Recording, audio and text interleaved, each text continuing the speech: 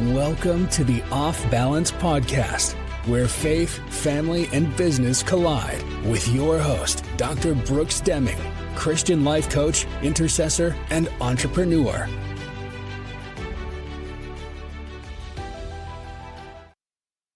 Welcome to Off Balance, the podcast where faith, family, and business collide, and we navigate it all with grace and grit.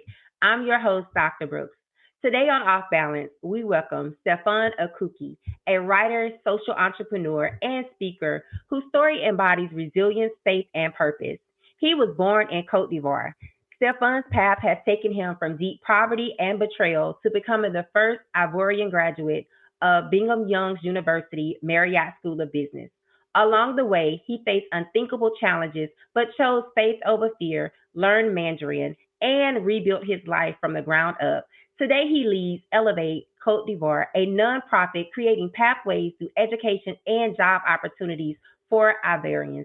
So please welcome to the show, Stéphane. Hello. Hi, Stéphane. How are you today? Doing great. How about you? I am doing so well, and I am so excited to have you on the show. So if you could just give a brief introduction of who you are and what you do. Yeah, thank you. And thanks so much for having me on the show. So Stéphane here. I am from Côte d'Ivoire, born and raised. I'm currently the founder and CEO of Elevate Côte d'Ivoire, which is an organization that empowers Ivorians and then Africans to rise above poverty through education and job and entrepreneurial opportunities. Like I said, born in Côte d'Ivoire, spent most of my life there, experienced civil war when I was 12 years old.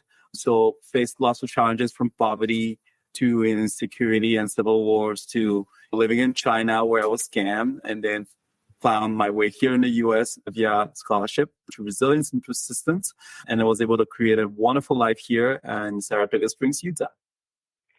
You have such a unique story of just overcoming and being resilient. So can you share a defining moment or experience from your journey that led you to where you are today, particularly in the context of overcoming adversity? Yeah, that's a fantastic question. I was just reflecting on my journey and all the phases and all the steps I've taken. So I would say it's a hard question to answer, to be honest. I think there's just so many little moments and that you're like, oh, wow, like this, I'm more capable of doing, I'm more capable than I thought I was. And I was able to overcome this adversity. But I think it starts for me on my belief in God, my faith in God. I was very fortunate to be born and raised in a country where everyone believes in God. We greet in the name of God. We're grateful for the little blessings that we get. So that has built a character of gratitude. It's also built a character of I'm not alone in this journey because God is always with me. I would say like that. I want to reflect on that moment when I landed in Washington, D.C. That was in September 2014. I was asleep for such a long flight. I'd flown from China to Ivory Coast, 25 hours. Then a couple of days later, I flew 30 hours through Italy, Ethiopia, and all to the U.S. It's been like 50 hours. I was exhausted. And I remember I was some of those Nigerian folks that were coming home to the U.S. and they were like, wake up, we're in America. Wake up, we're in America. And I remember looking at the window and was like, oh my goodness, like just feeling a sense of like pride and gratitude. And I'm in the land of opportunity. And it just felt like nothing was impossible at that point. Because at that point, I just looked through what I had experienced in China, and I looked through the Civil War and all the opportunity that I did not have throughout my life. And then I remember actually getting to the airport, getting on Skype and calling my mom and saying, we're never going to be poor again. And she was like, what did you see over there? I was like, no, just the feeling of being here and just thinking about every failure that was overcome by the grace of God. I just felt invincible at that moment. And I just knew that there was nothing that was going to come on my way that I and God couldn't overcome. That's awesome. So when you moved to the United States and you pursued education, did you have the idea of your nonprofit in your mind then, or was that something that was birthed later in your journey? Yeah, that's a fantastic question. So I would say the desire has always been in me. So it started off early in my journey when I was still in Côte d'Ivoire and I'd served a religious mission for the Church of Jesus Christ of Latter-day Saints in Ghana for 2 years. And I've returned when I returned was the end of our final, what we call the grand finale of our war. So the country was in a really bad shape. And thinking, okay, what am I going to do? My university got severely damaged during the war, so it was closed down, and there just wasn't much opportunities there. So I became what we call a necessity entrepreneur. Started selling anything I could on the street, from like socks to like shoe polish items to ties, and eventually to home appliances and all that.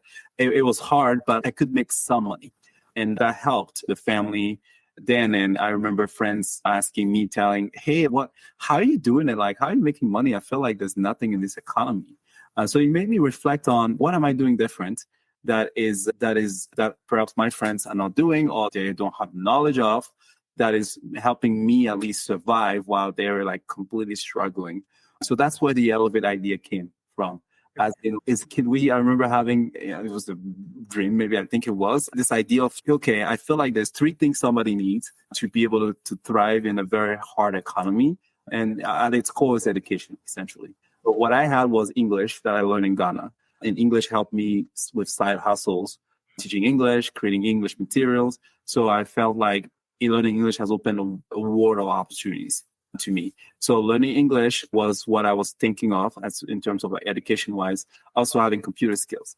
While everyone was selling on the streets, I modernized the hustle by posting on Facebook. Now it's, the marketplace. No, it's way back when, before the marketplace existed, we had these groups where you could go post things and sell things directly. So instead of being on the hot sun all day long, I would just post things and grow the audience there, and then wait and see. That was before ads and all those fancy things they have these days. And then people will call and I'll just go deliver it. And my mom will be like, wait, what? You're here all day. Aren't you going to hustle or do some work? I was like, I'm working. She was like, what do you mean you're working? I was like, no, I'll just wait and see. And then I'll go for a bed. I come back. She was like, where did you go? I was like, well, I sold my merchandise. The internet, mom, it's miracles. So it felt like having a technical skill on top of the English skills, and also having, I think the final thing was a sort of like a craft that you could learn, whether it's like sewing clothes or any sort of vocational skills you could add on top. So that was the rough idea. Can we get education people so they have the skills it takes them to get out of poverty? As I've seen firsthand, that sending out clothes hasn't really helped. Sending out shoes and all the things that I think people of goodwills have been trying to help with hasn't really helped. But I have no idea how to get there. I never started a nonprofit, or I didn't have any experience with it. So going to China was very beneficial. I've seen the process they've gone through and learned from them. 30, 40 years ago, China was just as poor as many African countries. Then they've completely changed their narrative. And that was inspiring. The hard work, the innovation and all. Then I came to the United States, and it was like, okay, now I've gone from developing to quite advanced in the path of development of China, and then fully developed nations like the United States. So like a combination of that experience was like, okay, I think I have a sense of what I can do. And then combined with research and networking with people here, Elevate started. It actually started right when I got here. I just reflected on my journey, and I can tell a bit more about it. And I thought something needs to be done. And I just couldn't wait to start it. So I started Elevate right away when I was here. I can imagine that being in a civil war, going through that, losing a lot, I can imagine that the mindset of the people was probably down. So how did they receive your idea to come in and to help them with employment and to help them with education and job opportunities? Was that perceived immediately, or did you have to get buy-in? Yeah, that's a good question. It's hard. It's really hard because essentially you're right. When you live there, you're just trying to get by a day, just a day at a time. My mom and I we always have this, I'll say I don't know how many times we recited the same scripture when the Lord said, worry not about about tomorrow, because if the Lord can take care of nature, He can take care of you. And that was every day, because it was always like, what are we going to eat tomorrow? That was a question constantly. And naturally, when you bring an idea like this, which is more of a long-term play, people are like, can I eat today? What can you give me now? And it is tough. It is still hard. And that's why we started off with entrepreneurship. And we learned that entrepreneurship is much more of a longer game, like a long-term game. And it was challenging because it's, okay, you want me to grow my business, you want me to increase my savings, you want me to do all these principles of the entrepreneurship, but then my uncle or my son gets sick. Then I have to spend all my capital to go solve that problem. It's one class I took said, one professor said, being poor is risky, and it's true. It's very high risk because you have low capital and but lots of problems that could come up. So every time we help a business person, then it'll fail because capital is spent, which totally understandable. So with employment, what we've done is how can we get people trained as fast as we can? So then the weight of is a lot lower before they could get something stable. And we've seen that. And then the powerful thing that comes from employment, that's why I love employment so much, is it brings that stability instantly. So when they start worrying about the next meal, then all the innovation and incredible things can happen. One example of that is Ruth from Nigeria that I love to quote. She was struggling with 3 years, a single mother of 2, struggling with 3 different jobs that were still not paying the bills and helping the kids go to school. With employment, we're able to 6-7x her income, while as she's working as a virtual assistant with an American company, and that transformed her life. They moved to a new place. The kids went to private school, and it's just amazing to see the ripple effect. And now she owns a poultry farm, and so like just giving her that stability solved the immediate problems that comes from the inherent poverty. And now she's thinking bigger. She's thinking, I think she was saying how much she wants to open a park, a children's park or something. And it's incredible to see that you could go from, I don't know what I'm going to eat tomorrow to now I want to build those big things. And so entrepreneurship is so much easier when you have that wrong way. We learned it the hard way by trying entrepreneurship first and realize, oh, you got to eat today. And then tomorrow I can think about a big business idea, if that makes sense. Yeah. Are you ready to take your personal or professional growth to the next level? Introducing my tailored coaching experience, a personalized journey designed to help you achieve your goals and unlock your full potential. With 3 in-depth 90-minute coaching calls, we'll work together to create a customized plan tailored specifically to your unique needs and aspirations. Whether you're navigating a career transition, launching a business, or seeking clarity in your personal life, this program is designed to guide you towards success. With actionable strategies and unwavering support every step of the way, you'll receive a coaching roadmap, a personalized step-by-step plan to keep you focused and aligned with your goals. Take the first step toward your transformation by visiting brooksdeming.com.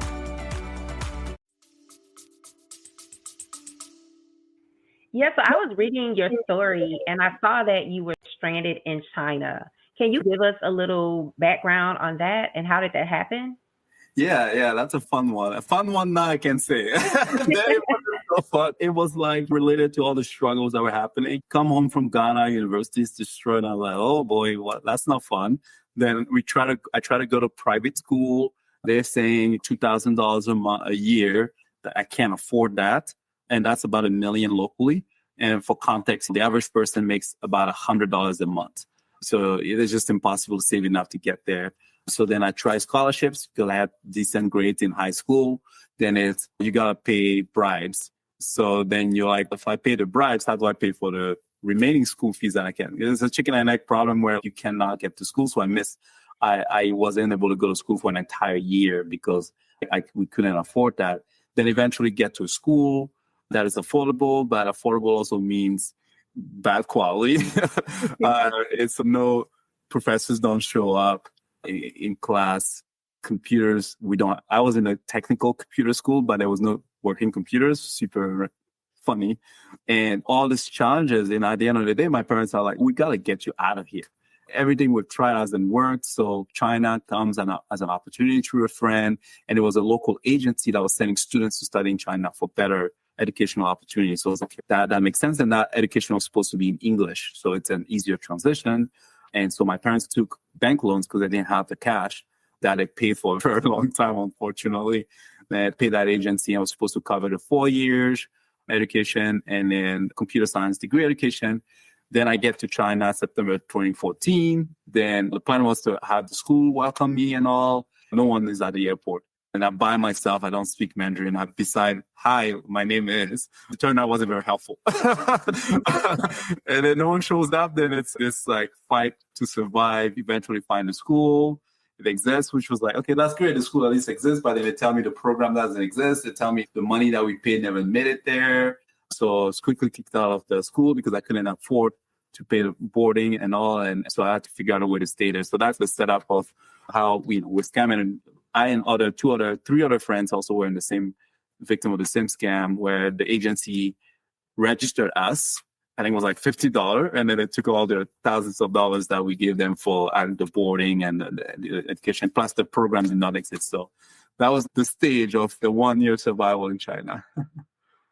Wow, that is interesting. Just by your story, I can tell that Iberians are very resilient. So what practical lessons about resilience and adaptability did that season in China teach you, and how do you apply them today? Yeah, no, that's a great question. I would say it starts with faith in God, faith that He's done things before for you, and He always will be by your side. So I think connecting that to remembering the past, remembering the times where, you had challenges, whether for us it was through the war or through poverty and not knowing when the next meal will come, and then the next day, and then the next day's a meal, and you're like, oh my goodness, that was a miracle. And then the next day and the next day. And it's really hard, honestly. It's not, I wouldn't say it's an easy thing, but I think it helps to think that, yes, I have seen evidence in the past where regardless of the challenges, there is something better, something to aspire to. So keeping hope, you don't know the outcome. I would say that's like a big part of it. And remembering the things of the past. And I would say also just taking one thing at a time. When I landed there, my first thing was, okay, I got to find a school. And then when I found a school, when they're like, okay, this thing is not working out, then it's how do I make this work? So then working with the school and how I needed to do something with the visa to stay there. How do I make that work? Then it was like, how do I eat? And then how do I find a place to stay? So it was really taking one step at a time. And in that journey, acknowledging that it's hard. Like it's not, you don't just brush it off and be like, oh, it's easy. You're in a country where you don't speak the language, you don't know what you're doing, you're by yourself, alone. Like it is a hard thing. So acknowledging the hard things, yes, this is not easy, this is hard, but I just have to take it one day at a time. Else it's just too crushing. Think about all the pressure of food, housing, what am I going to do? What am I going to study? So I think taking one day at a time, remembering the good things and that have happened in the past, and having faith to, again, keep going as God is writing your story, as He can change your narrative, but you have to act every single day to be able to do that. That is really good. So through Elevate, you're helping others rise above. I know you say poverty, but I really don't like poverty. I just don't like that word. It's like a negative connotation. And sometimes when people think of poverty, they think of people that are not worthy or valued. So I don't like saying that, but I put it in this question to pose it to you. Yeah. How did your struggles shape the vision for the work? And what do you hope will be your lasting impact on the people that you serve? Yeah. And I like that point you made about poverty. In fact, our mission statement doesn't have the word poverty in it, and that was very intentional. It has the word prosperity, as in this is where we want us to be. Yes, you're right. I read books about poverty and all that. I was like, I wish there was a different word. But I think what I've been saying to people is probably like economic poverty. There's definitely types of poverty. It's just like you don't have the financial means to afford certain things, but the culture is so rich.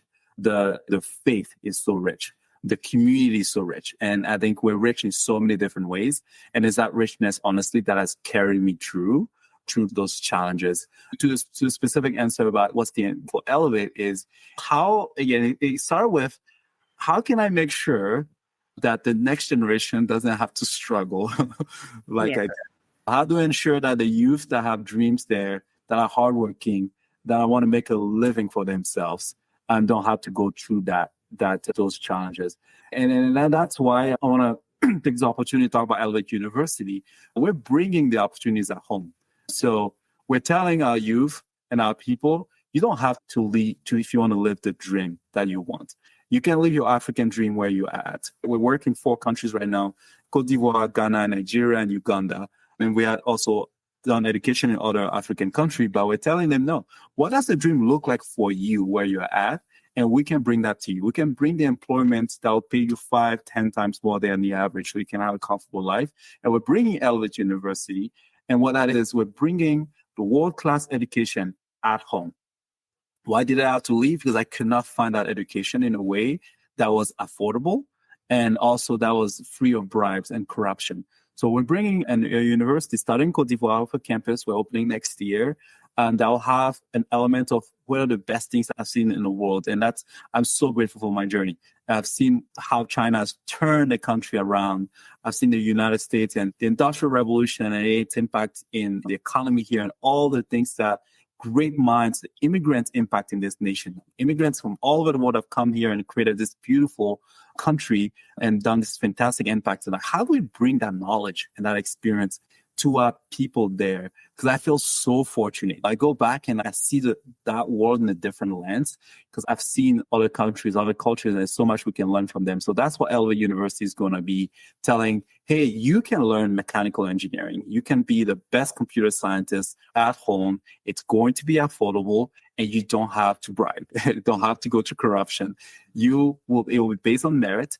And it will be made to empower the people first, but also be made and designed to empower the country as a whole. So Africans can solve African problems and spread that impact to the continent. See, that is so awesome because a lot of the times when I see people come from different countries and they come to the United States and they get educated, they get the education, but they stay.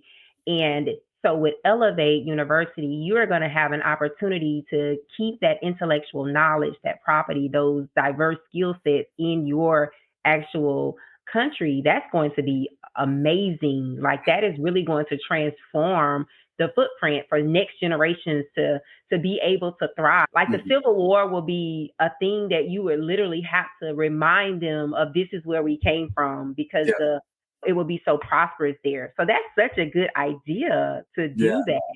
Thank you. So what made you think to do that? That is such a witty idea. I always pray and say, God, give me a witty idea. That is such a witty idea to branch off and do a university. Thank you. We can only thank God for all the beautiful ideas. And I go to him and say, Lord, I want to help. I want to help my people. And combined with studying and researching, looking around, studying Singapore, studying China, the Asian tigers, we call them, studying the United States. And they all have a common pattern. They invested in education. They've designed education to solve their problems. And that's a challenge we're having with development overall. I think a lot of the organizations are trying to solve it from a foreign perspective.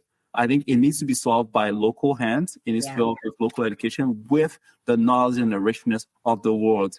So when we started, and again, back to your question, when we started off, me and my board members were not educators. I'm a computer guy, a product manager in my day job, and I run this organization as a volunteer. And they are entrepreneurs, real estate entrepreneurs, and other ventures. But we saw the first and the power of bringing skill sets, bringing training, and how it's transformed elevated their mindset, elevated the way they do things, and help with their careers and then their personal growth.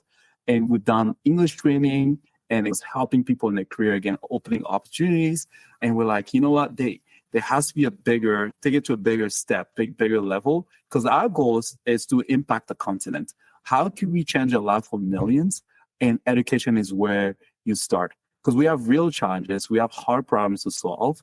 Infant mortality rate is high, one of the highest in the world. You have malaria that still continues to claim the life of millions of people. I've experienced it. It's not great. You have food security challenges. We have a continent that has 60% of the arable lands in the world, yet we fail to feed our own selves. There's so many things that the Lord has blessed us with, so many resources. How do we turn those resources and create a prosperity for us? And I think the answer is we need to train the right people. We need to train the right skill set. And that's what Elevate University will be designed to do in its first iteration, which is we looked at, okay, what are the problems? So we flipped the script instead of let's train for jobs, which is a good thing, or let's train what any university does. But instead we said, what problems does the country and the continent have today? And then from there, work backward and say, what degrees can solve those problems? And then look around the world and be like, who are the very best people at this specific skill set? Whether it's the Americans, the Japanese, the Chinese, the Indians, and then learn from them. And then let's bring it home and then transform our country. That's really good. So you mentioned that you were in 4 of the nations in there. I think you guys have like over 50, like 53, 54. So is it Uh, your in Africa, right? It's 54 nations or something like that? yeah, 54 countries. That's right. Okay. Yeah. So Yeah. is it your plan to eventually to be across the entire continent or Yes, that would be the absolute dream. With the time and resources, we would love to have a presence in all 54. What we've been doing is we've kept that large vision in mind. And we started off Cote d'Ivoire at first. And it was like, okay, let's get it going. Let's see how it works. And quickly we found ourselves in Ghana and in Nigeria and in Uganda and then other places. But what we're doing is we're building a blueprint. We're building a template, an African template of development that we could share to other nations, to other governments, if they're willing. Hey, look, this works. Creating jobs, bringing jobs, remote jobs in your nation brings more money into the economy. It does increase the lifestyle of your citizens, but also the community, because the people that are getting jobs that are paying 6, 7 times more than the average, they're spending locally. I'm sure, the little shop that is by my friend's Ruth, the shop owner is very happy because, like, Ruth, suddenly you're buying a lot here. What has changed in your life? Because Ruth now has a job that pays more. So we're hoping to create, I guess, that blueprint that we put at its core: education, jobs. We have other pillars. We want to get into healthcare. We want to get into shelter. We want to get into essentially how do you create a better life for a community, essentially. But it's a large endeavor. And if you want to do it at scale of millions of people, it's a very difficult problem to solve. We have lots of cultural diversity, different languages, different tribes. And that makes it even more exciting, but definitely keeps me up at night because it's a very hard problem to solve. But we're excited to start small, and then we're just growing and learning as we go. so how are you staying humble? Because to come from experiencing civil war, experiencing not knowing like what you're going to eat, and then you were able to travel to all of these different places, and then you ended in the United States. In the United States, although we have some economic issues, for the most part, you literally can have whatever you want at your fingertips. So how are you staying humble to not forget where you came from? Yeah, that's a great question. That's the question I ask myself all the time. And you're right. Yeah, I remember my beautiful, very lovely host family as a student that were willing to let me stay with them, and Jill and Dave Van Langveld. And I remember my first couple of weeks, I would go to the kitchen and I would just open the fridge and look. And they will always be like, you did something? I was like, no, I'm good. I was just in awe to see that one less thing to worry about. And it's just food and it's available. I remember I would always, and Jill I call her Mom Jill. She's very perceptive. I'll always fill my cup half the way there. And then one time she noticed, she was like, we have more. And I was like, I just can't get over the fact that there's so much. I was trained in scarcity, and I always think, okay, can't have too much, because you got to think about the next person, you got to think about the next day. But that was a hard mental shift. So I had to shift from scarcity to more of a prosperity and abundance mindset. But it's hard also to remain, like you mentioned, like humble to like, okay, this is where I come from, because it's easy to forget. But I think, honestly, it's a lot of remembering, and going home has helped a ton. I've been here. It took 10 years before I could sort out visas and all, before I could go home. It's too long.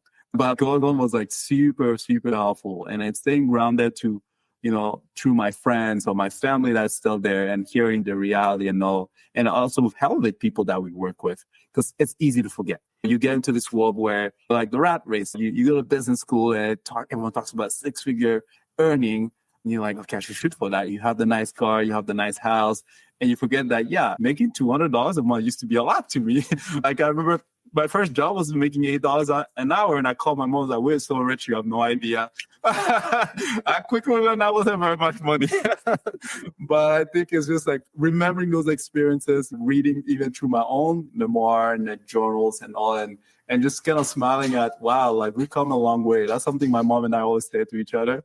We've come a long way, and we're grateful for all the things that were brought to us. And every time I go home, it's a stark reminder of those things. Hey, I have so much, and I'm so grateful. for all the things that I have. And I try to remind people around me too. Like I used to tell my friends in college, hey, let me tell you, it could be a lot worse than you think. It's not that bad. I'm sure they hated me for saying that, but I was like, yeah, because we've seen some pretty terrible things over life. But I am also grateful. If I were to, I say often that if I were to re-architect my life, I would tell God, yeah, you know what? I'm so happy that I started where I started. As a kid, if you ask me, I was like complete opposite. This place sucks. Like, I don't want to be here. But as a grown adult looking back, I'm like, yep, it was designed perfectly because now I can admire and I can enjoy the little things here. Then grapes used to be a luxury when I was growing up. Like now when I eat grapes here, I'm like, oh, this is amazing. And my it's just grapes. No, it's not just grapes.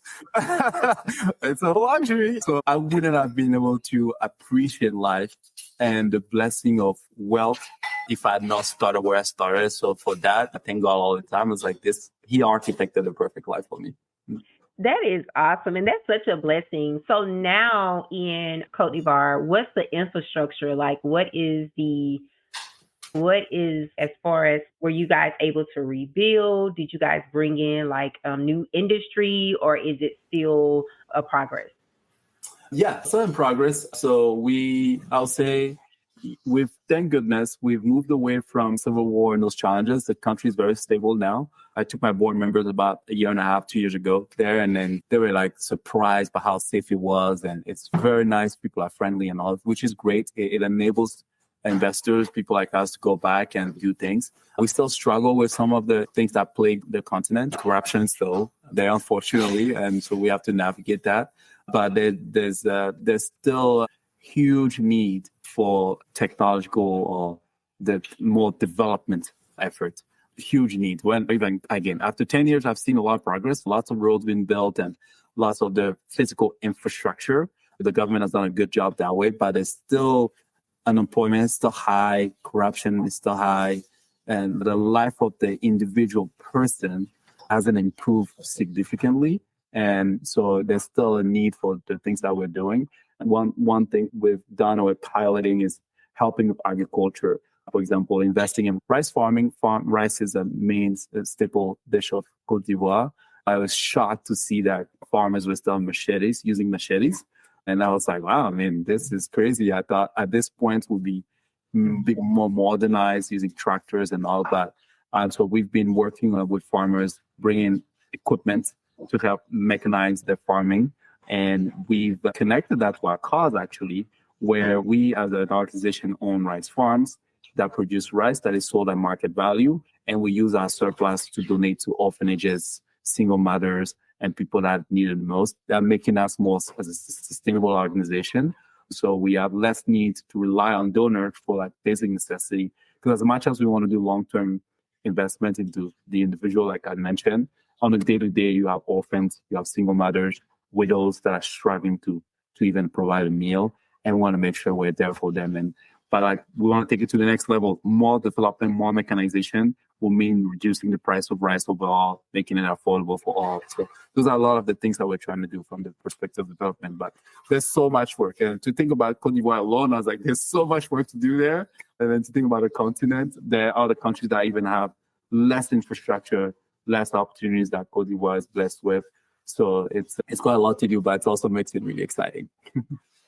So you have a lot of short-term and long-term goals for Elevate Côte d'Ivoire. How can someone partner with you if they wanted to donate, whether it be resources or if it be monetary or even if it be like volunteering with their intellectual knowledge? So how can someone partner with you to help you with your vision for your organization? Yeah, thank you. And we thank you for the opportunity again. Like we love partners. The vision is so large. There's so much that me and my two board members can do. And we're looking at partners from all angles, like you've mentioned. Elevate.org is our website. So we're looking for mentors that are willing to train in particular skills for the community members, the Elevate community members. More skills means more opportunities for jobs, means more income, more prosperity for our people. For Elevate University specifically, we're looking for any educational experience, whether professor or an admin roles you've had in the past. We'll love to have you come help us. And because as I mentioned, we're not educational people, so we're surrounding ourselves for people that have that experience and are willing to help, whether it's from a teaching remotely perspective or just structuring the university. That's the stage at which we're at right now. We're building curriculums. So we're doing a bit of phase 1 and 2. Phase 1 is the legal setup and getting accredited. So that's happening now. We just raised money for that, which we're super excited. Thank you. We're thanking all of our donors and partners who raised money for phase 1, and we're doing that. Now we're looking at phase 2, which is curriculum development. And on oneelevate.com, you'll see all information about the university. So like I said, you could donate your time, you could donate also money, where we will start raising for phase 2 soon. Right now, not at the moment, but we'd love to just have people come, volunteer, and help us in this journey. At some point, we'll also even be raising, not raise per se, but people could donate. I've heard people reach out to me and say, hey, can I donate an old computer, an iPad, and all those things? Like, we'll, at some point in the process, when we're closer to opening the campus, we'll get to that as well. But anything that really can help. And I like to say that because of the need is so great, that it doesn't take a ton to create a super environment for our students. Like, people are used to go into colleges where computers don't even work. So if you have a working computer, that's a big plus. Yeah, so we're excited about this. And again, it takes a lot. There's a lot of work and a lot of things that needs to be done from that perspective. But yeah, that's for that reason. We appreciate anyone that's willing to volunteer. And it's oneelevate.org. And then we'd love to have you join our team and make an impact in the lives of millions. Yes, so I will make sure that I put that information in the description of this episode so that you guys can reach out. I will try to add it here, but it may not show because of my banner. But there it is. So oneelevate.org. So Perfect. Please reach out to this organization because they are doing great things in their continent.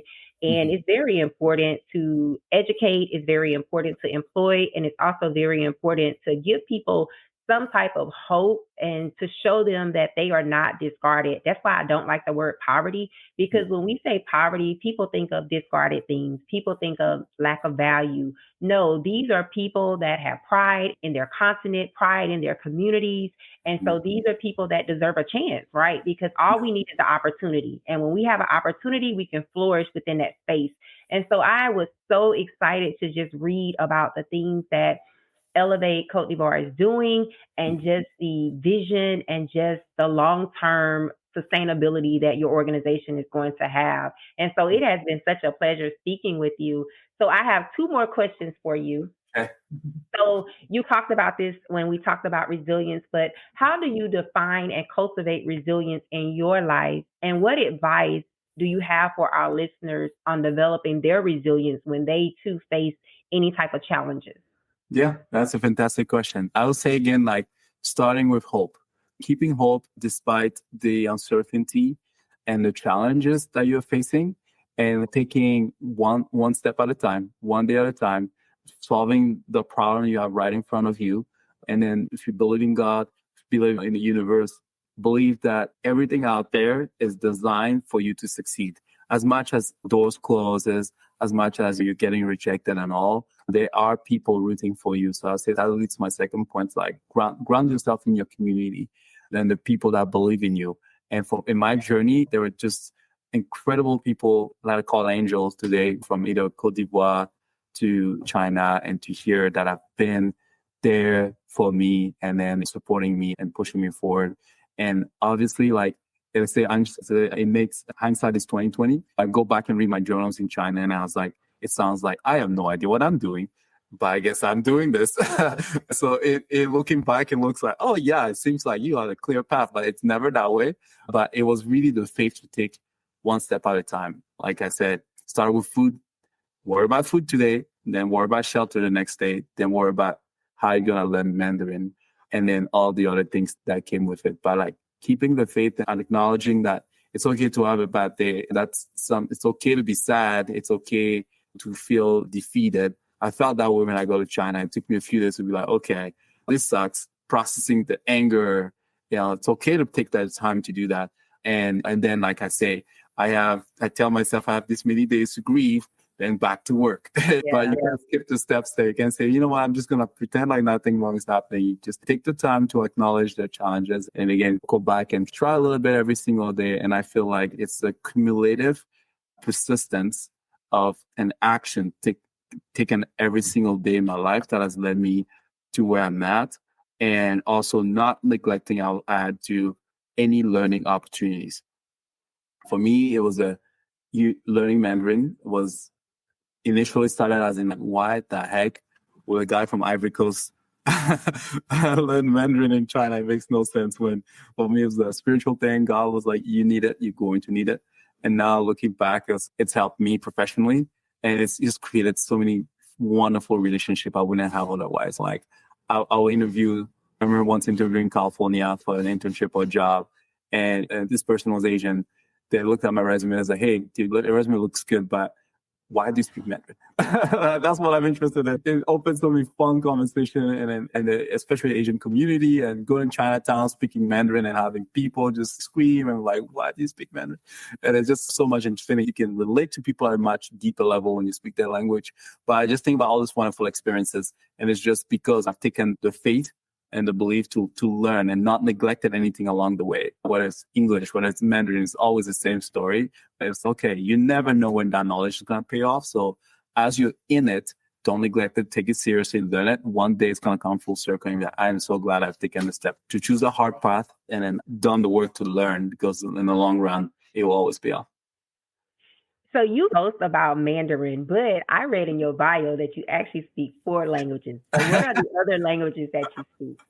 Yeah, it's a good question. I guess Mandarin came out because of the whole China stories. But yeah, French, born and raised, speaking it. And we learn English in school, but it's the ones I skipped the most classes, and then I was forced to learn in Ghana. That's why I keep saying, hey, take any opportunity to learn. I'll say you'll regret it sometime. And then I learned Spanish in school as well. So then it's French, English, Spanish, and then Mandarin. And I learned Twi, which is a local dialect of China in Ghana, which I don't speak very well. And I'm ashamed to say that because my African friends are like, dude, how do you speak better Mandarin than a non-African dialect? I was like, yeah, I'm ashamed to say that, but it is what it is. I should brush up on my Twi, and I still do understand it quite a bit. I was in Ghana recently, and now my next step is now to branch into my mom's language, which by the way, I was never a language person. I was the one that resisted learning languages because my parents spoke 2 different languages at home, and they were like, you got to learn, you never know. And I don't need that. But now I'm like, okay, I need to connect deeper to my roots and learn those languages. But yes. You are so intelligent, because I lived in Okinawa, Japan for 3.5 years, and I took Hangul for 2 years. But every time I would practice, the locals would want to speak English. And so I never really got an opportunity to practice the craft. And so now I really can't hold a conversation, but I still know how to ask questions, and I know the basic greetings. But I was very disappointed. I was like, I am paying, I think it was like 5,000 yen to go to these classes twice a week, and you guys want to speak English? And so the fact that you were able to learn it and to be able to retain it, that's really good. So that's good. No, thank you. Thank you. I was in Japan recently. It's a fantastic place. That's probably another conversation, but I would love to learn more about your experience there. But one thing I'll say, though, is after about 4 or 5 months, maybe close to 6 months in China, I realized the same thing. Like, I was not making any progress. And I think the problem was we're international students, and from all over the world, we all spoke English there. And then when we were Chinese students, they all wanted to speak English. Then that's when I was like, wait a minute. I feel like my English is getting better, my Mandarin is not. So that's when I actually made a switch in my approach, where I would force my friends to do 50-50. You speak Mandarin for 50% of the time, I speak English for a bit. And then I actually started interacting more with older people that had no interest in learning English. It was hard to understand them, but spending time with them really forced me to learn the language. See, that's good, because I feel robbed, because I really tried to learn the language so that I could appreciate the culture and show respect and honor to the culture, but they was not having it. They wanted to speak English. I felt that way too. I was feeling robbed too. Yeah. So this is the final question that I have for you. Balancing faith, family, and business, it can be challenging. And so how do you navigate the equilibrium of it all in your own life? And what strategies or practices has been instrumental for you maintaining this balance? Yeah, that's a really tough one, because those aspects, like you mentioned, are so demanding. And I'll say the first thing for me is perhaps remaining anchored to the why. Why am I doing this? And that defines a lot of where I spend my time. For me, faith is important to me, and making sure pleasing God is very important. So that naturally leads to, okay, I need to spend time there. And then family, faith and family, I'll say business is important too, but I'll say faith, family, and business. But it's also hard to rank because sometimes each area requires you time differently. So I think the balance here comes from dedicating the most attention to what needs you the most today, while staying grounded in what matters the most. Because at the end, sometimes it's very easy, like I was mentioning, the rat race and all. It's like, okay, this job, there's all those opportunities that you can go after. But I always ask myself, okay, why am I doing this? For me, when I got here, first thing was I got to get my family in a better financial situation.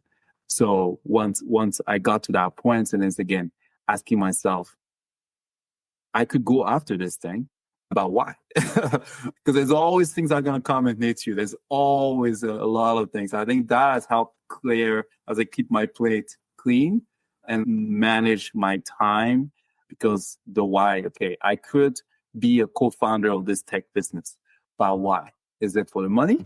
Is it for the fulfillment? And then when I look at it, if the money's not that important, then perhaps not. And the fulfillment, where do I get the most fulfilled? It's through helping others. Is this going to help me? I think it'll be a great tech product. I think I could help there a lot, but it's not perhaps the most valuable use of my time at the moment. And that has helped. I think I guess the principle I'm trying to derive here is perhaps saying no to what does not align with your why. It's probably the most important thing, is remaining anchored to the why, and then staying within those boundaries, because we're constantly bombarded for our attention all the time. And that's what I've been doing, which again, very difficult, but I try to stay grounded grounded on those principles as much as possible. That's really good, because sometimes we can lose focus, and then we can go outside of the will of God because we're pursuing those things that we feel like can give us instant gratification. And that's probably not what God has for us. My allergies kicked in, and so now my voice is trying to go out. So I'm like, but it's okay. But again, you have been such a pleasure, and I had a great time speaking with you. And I know that my listeners are going to enjoy everything that you brought. And so again, if you guys want to donate, or if you want to partner, the website is oneelevate.org. And so, Stéphane, thank you so much for joining. I really enjoyed you today. Thank you so much for the opportunity.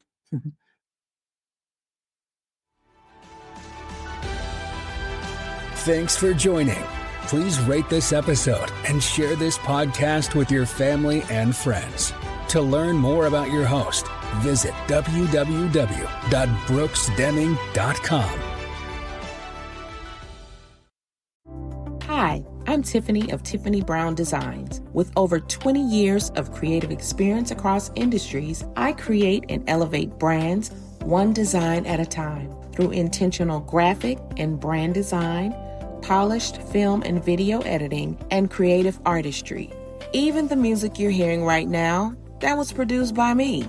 I also create custom tracks for websites, intros and outros, and content. So what are you waiting for? Visit TiffanyCBrownGD.com and let's bring your vision to life.